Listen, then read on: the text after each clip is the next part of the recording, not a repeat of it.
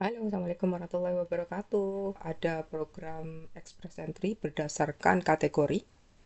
Ini menurut pemerintah Kanada itu mereka kan mengajukan invitation. Jadi mereka akan mengundang kandidat-kandidat yang ada di poolnya itu sesuai dengan kebutuhan ekonomi di Kanada. Jadi yang di-invite itu nanti akan di-invite menjadi permanent resident. Ini berita bagus. Kriterianya itu mereka bisa berkomunikasi dengan official language di situ. Jadi kalau daerahnya berbahasa Perancis ya bahasa Perancis, tapi kalau enggak ya bahasa Inggris. Kemudian punya pengalaman kerja pada beberapa kategori kerja yang akan saya jelaskan nanti. Kemudian educationnya juga bagus. Nah, sekarang ini kalau ingin tahu caranya, ini kita kita lihat ya. Jadi pertama itu Anda harus punya profil di IRCC. Jadi di IRCC biasanya di sini Anda sign up pakai email Anda, kemudian ya semualah keterangannya sampai Anda setiap saat bisa buka di IRCC itu sign in. Kemudian Anda kan online ya di situ, kemudian daftar, kemudian persyaratannya dipenuhi semua ya. Kalau sudah dipenuhi semua, nanti Anda akan masuk di Express Entry Pool ya. If you're eligible for one of the programs ini, jadi ada tiga program saya sudah jelaskan di video sebelumnya. Ada Federal Skilled Worker Class, Federal Skilled Trade Class, dan Canadian Experience Class ya. Canadian Experience Class itu adalah Anda yang sudah pengalaman kerja di Kanada. Biasanya itu student yang lulus dari Kanada, dia kalau sudah selama dia studi di sini dia berhak untuk bekerja 20 jam per week per minggu, atau full time selama libur musim panas misalnya. Dan kemudian ketika dia lulus kuliah, dia berhak untuk kerja di Kanada selama 3 tahun. Jadi pengalaman kerja di Kanada ini bisa membuat dia apply di Express Entry ini ya, dalam bagian Canadian Experience Class di program ini. Oke. Tapi kalau Anda dari luar, Anda bisa Federal Skilled Worker Class atau Federal Skilled Trade Class. Ini ya. Bedanya nanti akan saya jelaskan di bawah. Kemudian Anda harus tahu apa comprehensive ranking system score. Saya sudah jelaskan di video sebelumnya. Jadi ada nomor-nomornya, bisa berdasarkan usia, berdasarkan pengalaman kerja, pendidikan, keluarganya berapa, apakah punya family di Kanada atau tidak. Ada banyak banyak hal yang bisa menambah skor Anda, dan skor yang paling tinggi itu 600 skor itu bisa diberikan kalau Anda mendapat nominasi dari provinsi yang akan Anda tuju. Jadi tapi kabarnya nanti itu akan dihapus atau sudah dihapus sekarang, mungkin sekarang sudah dihapus. Jadi tidak perlu 600 poin lagi. Jadi Anda bisa apply jadi permanent resident lebih cepat gitu. Kemudian nomor 4, mereka akan mengidentifikasi kandidat yang cocok dengan kategorinya. Ya. Jadi kandidatnya tadi berada di pool kan, berdasarkan profil mereka, siapa yang cocok, yang eligible sesuai kategori yang ditentukan oleh kementerian di Kanada. Kemudian di ranking ya, berapa skor Anda. Kemudian mereka akan mengadakan round of invitation. Jadi siapa yang dapat highest score itu nanti dapat undangan. Pokoknya intinya skornya Anda harus tinggi. Nanti kemudian diundang, siapa yang keluar namanya akan diundang. Kemudian Anda bisa apply permanent resident begitu diundang dalam waktu 60 hari. Jadi jangan telat. Kalau dapat undangan langsung apply sebagai permanent resident dalam 60 hari. Sebab kalau tidak hangus. Anda mulai dari nol lagi. Nah, kalau sudah apply, mereka akan decide. Kalau sudah, Anda bisa datang ke Kanada sebagai permanent resident langsung. Ya, itu. Kemudian kalau ingin tahu text versionnya ini di sini, ya bisa dibaca semua di sini. Jadi show your interest, we place you in the express entry pools dan sebagainya. Sama dengan yang ada di gambar ini. Jadi Anda bisa stop videonya, kemudian baca satu-satu. Ya, saya tunjukkan pelan-pelan jadi Anda bisa sempat baca. Ya, yang pertama show your interest. Kemudian we place you in the express entry pool. Kemudian cek CRS-nya. Comprehensive Ranking System Score. Kemudian mereka akan mengidentifikasi kandidatnya. Kemudian di ranking, siapa yang paling tinggi akan diundang, nomor 6 ini. Kemudian dalam 60 hari Anda harus apply menjadi permanent resident. Kemudian tunggu keputusan dan pemerintah Kanada.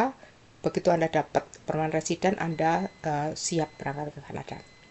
Jangan lupa lihat video saya tentang biaya-biaya untuk pindah ke Kanada, karena Anda harus menunjukkan proof of funds. Ada uang-uang yang harus Anda sediakan di bank dan tidak bisa diutak-atik selama beberapa bulan sampai Anda dapat permanent resident, sampai Anda berangkat.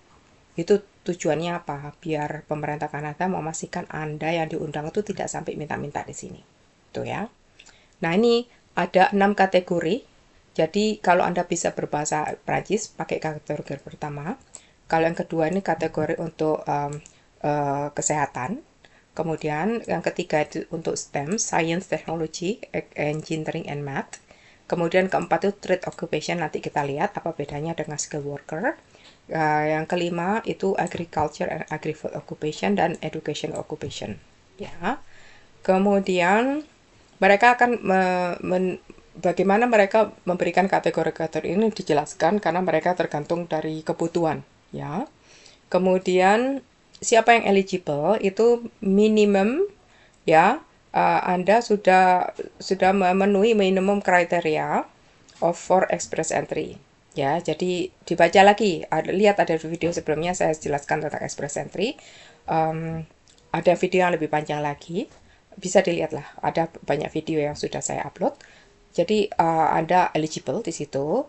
Kemudian bisa eligible dalam 1 atau sampai 3 program di Kanada. Kan ada banyak program, ya. Kemudian nanti di ranking, dan siapa yang top rankingnya nanti akan di-invite untuk menjadi permanent resident. Nah, sekarang ada beberapa program di sini. Kalau kita klik satu demi satu, nanti akan ketahuan ini programnya apa aja. Jadi kalau French language itu harus bisa menunjukkan skor minimum 7 di semua 4 language abilities. Jadi mendengar, menulis, berbicara, dan sebagainya ya. Ya, ini harus bisa ya. Kemudian ada requirement lagi di situ untuk third round. Tapi saya rasa kebanyakan agak susah untuk bagian ini buat orang Indonesia. Jadi saya sarankan coba lihat yang ini. Sekarang healthcare and social service occupation. Nah, kenapa di Kanada itu healthcare sama social service together? Di Kanada itu sesungguhnya bagusnya gini. Jadi rumah sakit itu atau ke dokter-dokter itu kita tuh nggak cuman diperiksa kesehatan aja, tapi kesehatan mental juga, nggak cuma fisik. Jadi ya, saya pernah kerja di bagian respiratory medicine di Children's Hospital, Montreal Children's Hospital. Di setiap minggu itu mereka punya round. Round itu artinya itu ada diskusi antar dokter-dokter ahli respiratori, ahli pernafasan anak. Mereka punya program sendiri-sendiri. Nah, pada program cystic fibrosis, itu kasusnya cystic fibrosis itu, anak yang kena itu dari lahir, dari ibunya hamil, sampai anaknya itu lahir, sampai bahkan sampai yang survive, yang masih bisa hidup, itu sampai dewasa itu diikuti terus. Nah, pada saat round itulah saya baru sadar bahwa yang diskusi bukan cuma dokter, tapi juga perawat, kemudian social service. Kenapa? Begini, orang yang sakit itu kadang-kadang karena sakitnya di Kanada itu mereka tidak mampu untuk bekerja atau sekolah, atau bahkan nggak bisa merawat dirinya sendiri. Sementara di sistem sini itu kalau orang kan pada kerja ya, suami istri. Kalau anaknya ada yang sakit, bagaimana yang merawat? Jadi kalau di Quebec sendiri tempat saya tinggal itu ada sistem namanya CLS, itu seperti mungkin puskesmas ya kalau di Indonesia ya. Itu ada nurse, ada perawat yang datang setiap minggu ke rumah anak itu. Jadi selain perawat, itu juga ada social worker. Social worker itu dia akan menilai anak ini dirawat baik enggak dengan orang tuanya. Bagaimana hubungan dia dengan saudara-saudaranya dan keluarganya, teman-teman di sekolahnya. Kalau apakah dia ada masalah isu mental, misalnya anak itu depresi karena dia sakit ya, kemudian dia dibully temannya, sampai segitu jauhnya ya. Bahkan social service ini bisa melaporkan ke pemerintah kalau anak tidak dirawat dengan baik oleh orang tuanya, atau misalnya dibully di sekolah. Social service ini berperan sekali gitu. Makanya di Kanada tuh healthcare sama social service ini together gitu. Jadi ada nurse, ada social service, ada dokter, ada orang lab dan sebagainya, semua tuh di satu program di Kanada. Ya. Nah, siapa yang bisa eligible? Kalau Anda eligible di sini, minimal sudah pernah kerja 3 tahun terakhir, setidaknya tuh 6 bulan full time, ya. Tapi continuous ya, jadi nggak anu apa namanya nggak putus-putus 6 bulan itu terus kerja minimal loh ya. Kemudian Anda pengalamannya kerjanya tuh di tabel di bawah ini, apakah di Kanada atau di luar negeri. Jadi ini bagus sekali buat Anda yang ingin ke Kanada mendapat permanent resident. Misalnya, Animal Health Technologies and Veterinary Technician. Mungkin teman-teman yang dokter hewan saya sudah sering sarankan coba ambil ini. Turun jabatan dikit nggak apa-apa, tapi bayarannya besar dan terjamin. Terjamin daftar permanent resident. Permanent resident di sini tuh benefitnya banyak, gitu ya. Kenapa kok saya bilang turun aja nggak apa-apa? Ya gini, terus terang aja, saya juga dokter hewan. Begitu saya tiba di Kanada itu, saya tidak bisa menjadi dokter hewan karena untuk menjadi dokter hewan di sini saya harus kuliah lagi, dan setiap kuliah tuh berapa ribu dolar, ujiannya juga berapa, ujiannya mungkin ada yang sampai 15.000 dolar waktu itu ya, tahun 2002. Pokoknya istilahnya dalam segi finansial saya nggak siap, dan waktu itu saya kesini tujuannya untuk berkeluarga, bukan untuk mencari karir. Jadi waktu itu second option lah buat saya untuk karir itu. Jadi waktu itu saya nggak terlalu apa fokus ke sana. Saya fokus ke anak-anak, ke keluarga. Kemudian selain finansial juga waktu loh ya untuk kuliah lagi menjadi dokter hewan di sini. Kemudian license-nya, kemudian prakteknya mungkin nggak bisa di dalam kota, harus di luar kota dan sebagainya. Karena itu kalau Anda memang ingin ke Kanada sebagai praktisi dokter hewan, turun aja jabatan jadi teknologis atau technician. Oke, itu saran saya. Dapat peran residen, dapat job. Oke, dan Anda berada di bidang yang sama. Oke. Kemudian ini audiologist and speech language pathologist, cardiology technologist. Jadi kalau dokter-dokternya yang spesialis sudah ada di sini, seperti dokter hewan, cardiologist, tapi yang mereka butuhkan teknologisnya. Kemudian chiropractors, dental hygienist, ya kan, dokter gigi juga masih butuh, bagus sekali di sini. Oh ya, ini saya ada berita bagus. Uh, kalau nggak salah awal tahun ini atau sejak Karni dipilih menjadi perdana menteri ya. Ada program bagus di Kanada ini, orang-orang yang tidak punya asuransi yang mengcover dental, artinya nggak bisa ke dokter gigi, kan dokter gigi sini mahal kalau nggak punya asuransi.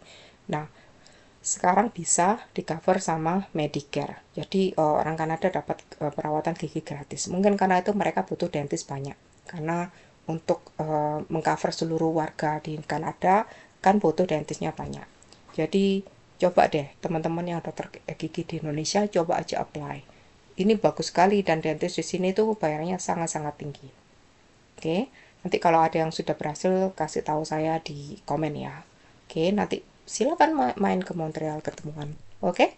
Kemudian ada inilah semuanya ya, license practical nurse dan sebagainya. Kemudian kita lihat lagi ya, ini medical lab technologies dan sebagainya. Oke. Kemudian nomor 3 kita lihat ya. Anda bisa stop videonya dilihat. Mungkin ada bidang Anda bisa. Farmasis ini bagus sekali ya. Ini psikologis juga bisa. Ada teman saya anaknya jadi psikolog di Indonesia, mungkin bisa apply di sini. Tapi lagi-lagi ya, jangan lupa mungkin menjadi untuk psikologis di sini atau dentist dan sebagainya butuh license. Jadi mungkin Anda harus kuliah lagi atau ujian, dan memang biaya besar, tapi investasi jangka panjangnya bagus karena Anda bisa kerja di sini. Itu saran saya, oke? Kemudian kita coba bagian STEM ya. Ini bisa di stop. Ini ada bidang-bidang yang dibutuhkan di sini sekarang. Oke. Mungkin ada dari bidang-bidang ini yang sesuai dengan bidang Anda di Indonesia. Mechanical engineer juga dibutuhkan. Kemudian trade occupation. Nah, trade occupation sama skilled worker bedanya apa? Ini trade occupation itu, trade itu biasanya itu ya ini bidang-bidangnya ya yang tidak harus university lah. Jadi bisa Di sini ada kuliah sampai 3 tahun untuk jadi ini. Bisa jadi supervisor. Tapi kalau mau sekedar yang level bawah, itu pun sudah banyak ini ya, sudah banyak bayarannya ya. Itu kalau nggak salah ada DIP kalau di apa Diploma Edukasional Profesional kalau di Quebec. Itu 1 tahun maksimum 15 bulan lah biasanya tuh. Nanti kapan-kapan saya tunjukkan apa bagaimana caranya. Sekolah aja 1 tahun sebagai internasional memang agak mahal, tapi langsung dibutuhkan kan, bisa langsung dapat job. Kemudian Anda bisa ini juga bisa apply jadi permanent resident karena Anda sudah berada di Kanada. Ya, itu bisa dilihat nanti besok-besok ya. Ini ada termasuk carpenters ya, plumbers juga ya, welders ya. Ini dibutuhkan. Oke. Kemudian ini termasuk construction managers, cooks dan sebagainya. Oke. Kemudian kita berlanjut ke agriculture and agri-food occupation. Yang ini cuma butcher. Jadi siapa yang punya pengalaman memotong hewan, ini kan ada apa namanya trik-triknya ya. Nggak semua enggak tidak segampang itu. Mereka butuh gitu butcher ini. Kemudian education occupation sekarang lagi butuh guru banyak ini. Guru SD sama SMP SMA. Kemudian instruktur buat orang yang disable, yang cacat. Kemudian guru TK ya ini. Kemudian guru SMA juga ya. Jadi ini adalah 6 program yang 6 kategori, maaf. 6 kategori yang dibutuhkan untuk program express entry berdasarkan kategori. Oke. Jadi Anda bisa apply ya. Ya, jadi semoga berguna. Kasih kabar di komentar apakah ada pertanyaan ataukah mungkin Anda sudah dapat kabar, sudah apply dan lagi menunggu berita, kasih kabar ya. Karena saya ingin ikut mendoakan Anda biar Anda berhasil dan menambah teman juga kalau Anda bisa jadi ke Kanada kan jadi sudah kenal gitu walaupun secara online ya. Insya Allah ilmunya berguna dan selamat mencoba. Oke, Assalamualaikum warahmatullahi wabarakatuh.